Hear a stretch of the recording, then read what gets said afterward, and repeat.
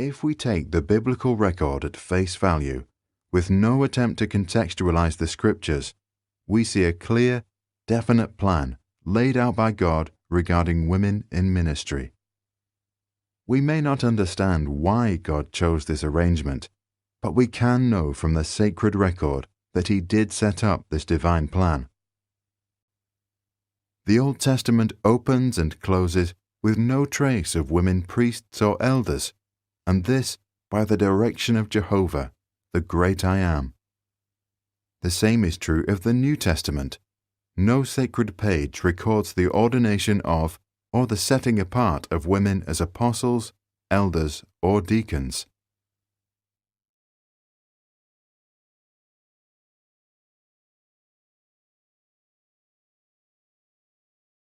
Paul states in 1 Timothy chapter 2, verses 12 to 14, "And I do not permit a woman to teach or to have authority over a man, but to be in silence.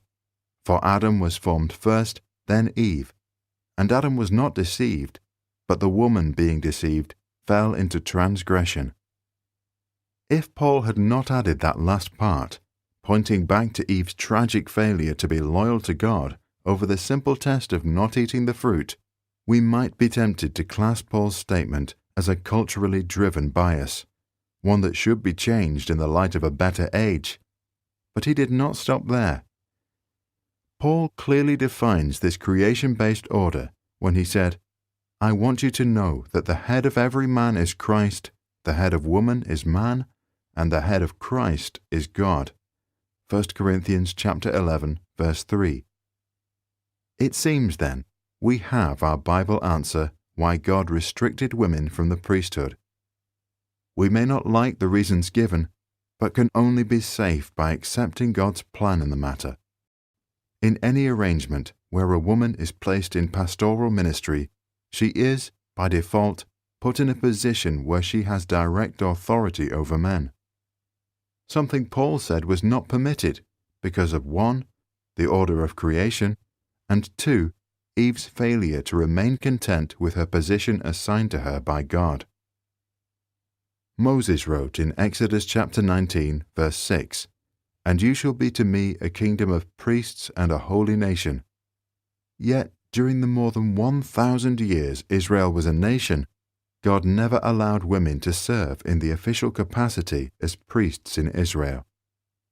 The statement that all Israel was a kingdom of priests must have a broader, symbolic meaning relating to purity and holiness in serving God. In the New Testament, Jesus, the God of the Old Testament, established a male-only spiritual foundation for the leadership in His newly formed church.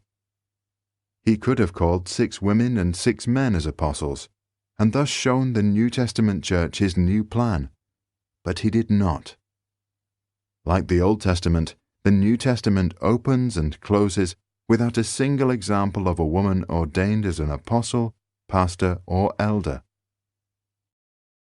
All of the other theological gymnastics, isolated statements by Ellen White, and culturally driven appeals do not change the Bible position and record. Could the issue over women's ordination be a cleverly set trap for the Seventh-day Adventist Church? Think about it. No matter which way the vote goes, there will be division in the church. Satan has set up a no-win situation designed to throw the church into disunity, and no church can be effective unless it is unified on fundamental doctrines. Further, we know that if we don't take a stand on the Bible alone regarding women's ordination, our claim to hold to the Bible and the Bible alone in matters of faith and doctrine could be proven false because of our departure from the Bible on this important issue. The same charge was leveled at the Protestants over the failure to follow Bible teaching on the seventh-day Sabbath during the Protestant Reformation. The assertion that the Reformation stood on sola scriptura, or the Bible alone, was proven false. This fact was used as the clinching argument against the Reformation and Reformers by the Bishop of Reggio at the Council of Trent. We simply do not have a mandate from God's Word to ordain women. If we did, we would find somewhere in the Bible where God changed his mind on the subject. He didn't. The time is at hand. History will soon determine whether we show ourselves loyal to God's word and his plan for the church today, or yield to the pressure of our culture.